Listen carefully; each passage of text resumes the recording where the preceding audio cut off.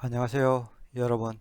오늘의 천자문 사자는 제25화 조민불죄입니다. 슬퍼할 조, 백성민, 칠벌, 허물죄가 되겠습니다. 사자를 직역하면은 백성을 슬퍼하여 이 허물, 즉 죄를 벌하다가 되겠습니다. 이는 공궁에 처한 백성들을 긍휼히 여겨 폭군을 물리쳤다는 말입니다. 여기서 말한 백성을 구한 영웅은 다음에 나올 사자 주발 은탕의 정답이 있습니다. 주발은 주나라 무왕을 말하고 이 은탕은 은나라 탕왕을 말하는데요.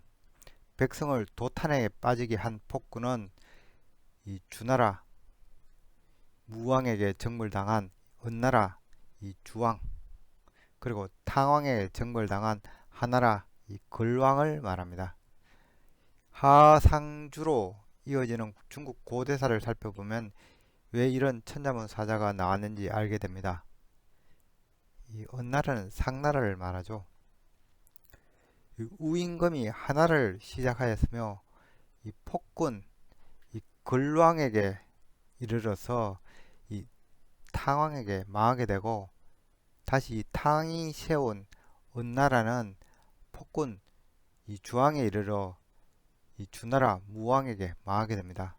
또한 이 주는 무능한 유왕에 이르러 견융족 즉 오랑캐의 침략을 받아 쇠퇴하고, 이 중원은 춘추전국 시대로 접어들게 되죠. 각 왕조의 말미에는 항상 이 왕들의 눈을 멀게 한 gen국 지색들이 등장합니다. 이 근왕의 말이, 주왕의 달기, 유왕의 포사가 그러한 인물들입니다. 이런 사례들로 인해서 왕도 폭정을 일삼으면 언제든지 자리를 뺏을 수 있다는 사상이 제후들에게 자리 잡게 됩니다. 중국 고대 병서 육도삼약에는 이런 말이 나옵니다. 덕민심, 덕천하, 실민심, 실천하. 즉 민심을 얻으면 천하를 얻고 민심을 잃으면 천하를 잃는다. 그래서 이 탕왕과 무왕은 천하를 얻었으며 걸왕과 주왕은 천하를 잃었습니다. 참고로 이 은나라는 상나라로 요즘은 많이 불리는데요. 그렇지만 예로부터 이 하나라 왕조 다음은 은나라로 불렸습니다. 그런데 20세기 초에 각골문이 발견되면서 이 언어 유적지가 발굴되고 원래 나라 명칭이 은이 아니라 상나라였음을 알게 됩니다. 이후로 상나라와 은나라는 혼재되어 불리우고 있는데요. 이 상나라의 첫 도읍이 상구였기 때문에 상나라가 된 것이며 마지막 수도가 은이었습니다. 그래서 언어 유적이 나오기 전까지 오래도록 은나라로 불려진 것입니다. 그럼 글자에 대해 살펴보도록 하겠습니다. 먼저 슬팔 조를 설명드리겠습니다. 이 자는 활궁자와 뚫을곤의 합자로 되어 있습니다. 활궁은 활을 그린 상형문자입니다. 각골자는 이런 두 번 굽어진 활의 몸심과 시위, 그리고 이 장식근이 그려진 구조로 되어 있습니다. 건문에 와서는 활의 시위가 생략되기 시작하면서 오늘날의 자형으로 따듬어졌습니다. 활궁은 이 몸신이 굽어져 있어 구부정한 허리를 뜻하기도 하며 시줄을 당겨서 이 넓게 펴는 동작 때문에 당기다, 베풀다는 이런 속뜻도 있습니다. 뚫고는 이 뜻하는 바가 이 날카로운 침이나 송곳을 그린 자형입니다. 그래서 이 뚫는 도구를 그렸다 해서 그 의미가 침, 바늘, 송곳, 화살 등 일자형 물체를 뜻합니다. 또한 이 수직으로 세운 모습이라서 세우다는 그런 뜻도 있습니다. 슬팔조의 각골자는 이 사람 인을 이렇게 밧줄로 이렇게 칭칭 묶은 것을 그렸습니다. 각골에서 이 화살표의 의미는 주로 움직이는 방향을 뜻합니다. 이 모습은 죽은 사람을 염하는 것을 그린 것이라고 합니다. 동북아시아의 오랜 장례 풍습은 매장입니다. 매장할 때 시체가 흐트러지지 않게 단정하게 메어서 매장하는 것은 고인에 대한 예를 다한 것이라고 합니다. 그래서 그 뜻이 조상하다, 조문하다는 뜻으로 발전되었습니다. 끈으로 시체를 이렇게 조이기 때문에 우리말의 조이다에서 이 슬팔 조의 음이 나왔다는 그런 주장도 있습니다. 지금도 우리나라는 매장할 때 삼배로 시체를 사고 문종의 끝으로 시체를 단정하게 조여서 입간시키는 풍습이 아직 남아 있습니다. 슬팔 조가 뜻하는 바는 슬퍼다, 조상하다, 조문하다, 안부를 묻다, 불쌍히 여기다 등이 되겠습니다.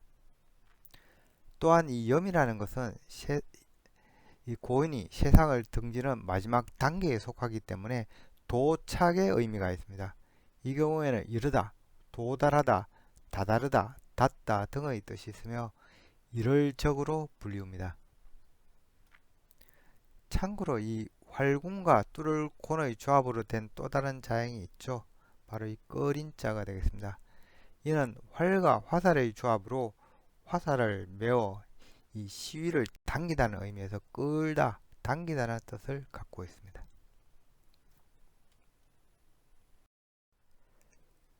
다음 자는 백성민입니다. 고대 백성민은 이 피지배 계층을 가리키는 말이었습니다. 부족 간 전쟁에서 패한 부족민들은 이긴 부족의 이 노예로 살아가야 했습니다. 그리고 노예 계층을 구분짓기 위해 이 포로의 한쪽 눈을 날카로운 송곳으로 찔러 눈을 멀게 하고 흉터를 남겼습니다. 백성민은 초기에는 이 피지배 계층을 뜻하였으나 부족 국가가 왕권 국가로 커지고 이 피지배 계층이 이 다수를 차지하게 되면서 그 뜻이 대중, 국민, 백성을 가리키게 됩니다. 그래서 백성민이 뜻하는 바도 백성, 사람, 직업인, 나, 민심, 어리석다 등이 되겠습니다. 그리고 백성민은 눈을 감다는 이런 풀이도 가능하기 때문에 잠자다는 뜻도 생겨났습니다. 그래서 이를 더 명확하게 하고자 변에 눈목자를 넣은 자가 바로 잠잘면이 되겠습니다. 또한 이 백성은 망한 부족민이 피지배 계층이 되었기 때문에 변에 이 망할 망자를 넣어서 이 백성민을 뜻하기도 하는데요. 이 자가 이 백성맹이 되겠습니다. 그렇지만 백성이 다수의 의미를 가지게 되면서 이 망할 망자가 들어간 이 백성맹은 사용이 뜸해지게 됩니다. 다음 자는 칠벌자입니다. 이 자는 사람 인과 이 창과자의 합자입니다. 창과자는 막대 끝에 이 뾰족한 이 칼날이 달린 형태에서 나온 것이라고 이미 말씀드렸습니다. 그래서 찌르는 창이 아니라 베는 나리 끝에 달린 기다란 이 낙구조를 하고 있습니다. 창가가 뜻하는 바는 창, 전쟁, 싸움 등이 되겠습니다. 칠벌은 창으로 사람을 찌르거나 베는 것을 그린 자형입니다. 그렇지만 이 초기 각골 자형을 보면은 이 도끼를 이렇게 손에 쥐고 이렇게 달려나가는 사람이 그려져 있습니다. 이 사람 손에 달린 이 도끼는 개술자 모양의 이 도끼입니다. 그리고 아래 이 발짓자가 있어서 이 사람이 달리는 것을 묘사하고 있습니다. 그렇지만 다른 각골자에는 이 창으로 이 사람의 목을 찌르거나 베는 형태를 취하고 있습니다. 검문과 소전자형도 이 창의 이 날카로운 이 날로 사람의 이 목을 베거나 찌르는 모습입니다. 그래서 이 자형은 처음에는 적을 무찌르다는 의미로 사용이 되었습니다. 칠벌이 뜻하는 바는 정벌하다, 치다, 베다, 찌르다, 비평하다, 무너지다, 치료하다는 뜻도 있습니다. 이 치료하다는 의미는 침이나 수술과 같은 이 외과적 해석에서 나온 것으로 보입니다. 오늘의 마지막 자는 허물죄가 되겠습니다. 이 자는 거물망의 머리에 이 아래 이 안일비가 있는 형태입니다. 그렇지만 원래 자형은 이 스스로자와 묘월신의 합자입니다. 스스로자의 이 각골자는 코를 그린 상형문자입니다. 코는 사람의 가운데에 있어 사람들이 자신을 가리킬 때 자연스럽게 코 쪽을 가리키게 되므로 자기 자신을 의미하는 자형으로 발전되었습니다. 그것이 오늘날 굳어서 이 스스로자가 된 것입니다. 스스로자의 의미는 스스로, 몸소, 저절로, 몸으로부터, 진실로, 처음, 코 등이 되겠습니다. 대신 이 코를 따로 뜻하기 위해서 이 스스로자의 이 줄빗자를 추가한 것이 이 코빗자가 되겠습니다. 이 줄빗자라는 것은 두 손으로 이 전답 또는 이 하사품을 주는 것을 그린 자형으로 주다, 수여하다, 능이라는 뜻을 갖고 있는 자형입니다. 줄빗자가 이 코를 뜻하는 데 사용된 이유는 코빗자가 원래 이 코 말고도 사물의 튀어나온 부분을 뜻하기도 했기 때문입니다. 코빗자는 코, 귀, 손잡이 등을 의미하기도 합니다. 따라서 이 귀를 뜻하기 위해 이 두 손으로 기물의 이 양쪽 손잡이를 잡은 모습을 그린 이 줄빗자를 이렇게 추가한 것입니다. 허물제는 스스로자와 이 묘월신의 합이죠. 묘월신을 제가 설명드리겠습니다. 잠깐. 묘월신의 각골자는 날카로운 나무가시를 그린 형태에서 출발한 자형으로 나중에는 이 송곳 그리고 작은 칼로 그 의미가 발전한 자형입니다. 겉문에서 묘월신은 이 다소 넓은 손잡이를 가진 날카로운 송곳으로 그려지고 있습니다. 이 송곳은 노예의 문신을 새기던 도구였다고도 합니다. 오늘날 묘월신은 날카로운 것에 찔린다 해서 맵다, 괴롭다, 독하다는 뜻을 갖고 있습니다. 이 허물제는 이 스스로자와 묘월신의 이 조합이죠. 이는 코를 이 묘월신의 작은 손칼로 잘라내는 모습을 그린 자형입니다. 이는 고대 중국에서 죄인에게 가하던 형벌 중의 하나로 의형이라고 부릅니다. 이 형벌은 신체를 훼손하는 것이 잔인하다 해서 한나라 문제에 이르러 이 태형으로 바뀌게 됩니다. 그런데 이 자형을 보면은 이 허물제는 임금 황자와 그 형태가 매우 비슷합니다. 그래서 황은 이 진시황을 뜻하였으므로 진시황의 황명으로 새로 만들어진 자가 지금의 이 허물제가 되겠습니다. 이 자는 이 거물망과 안일비의 조합인데요. 즉 잘못을 저진 자를 이 거물로 옳가맨 형태입니다.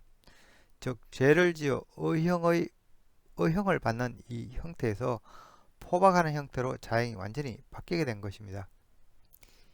이 진시황 때는 이 죄인을 이 위비자라고 했는데 즉 아닌 것을 행한 자라는 뜻이었습니다. 그래서 이 허물죄가 뜻하는 말은 허물, 죄, 잘못, 재앙, 그리고 거물 등이 되겠습니다.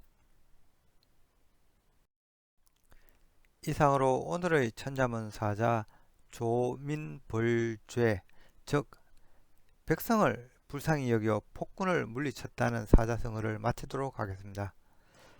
사기에 따르면은 이 하나라 마지막 왕 걸왕의 곁에는 이 잔인한 폭군으로 이끈 말이라는 이 미인이 있었다고 합니다.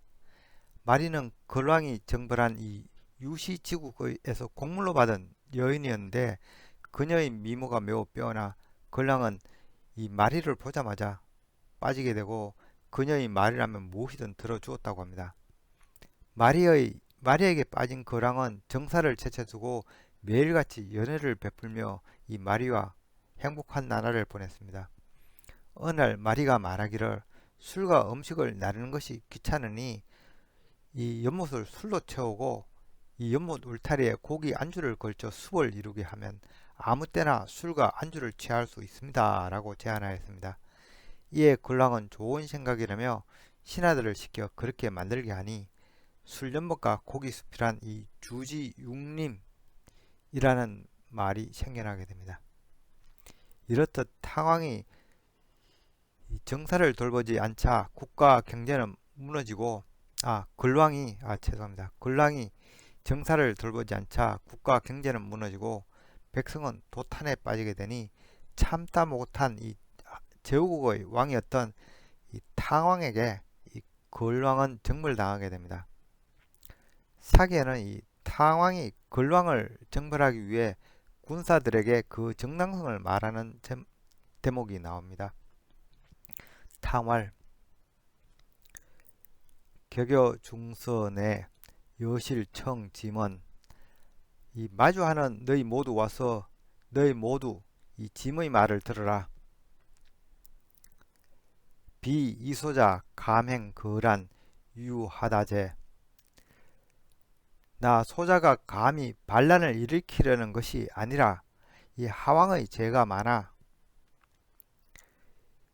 여유문 여중언 하시 유제 내가 너희 모두 이야기를 듣고 생각하니 하시에게 하왕에게 죄가 있다. 요의 상제 불감 부정 내 상제가 두려워 감히 정벌하지 않을 수 없다. 금 하다죄 천명극지 지금 하왕의 죄가 많으니 이 하늘이 명하길 죽이라 하였다. 이후 이 탕왕은 근왕을 정벌하게 되고 근왕은 도망가는 도중에 살해당하였으며 탕은 천자의 지위에 올라 상왕조가 시작됩니다. 이 한편 이 사마천의 사기가 아닌 이 어느 유적지에서 나온 각골문에도 이 상나라의 이 탕왕 이야기가 나옵니다. 그렇지만 탕왕은 상나라 시조도 아니고 이 상나라를 새로 중흥시킨 왕이며 하나라의 이야기는 전혀 나오지도 않습니다. 지금까지 시청해 주셔서 감사합니다.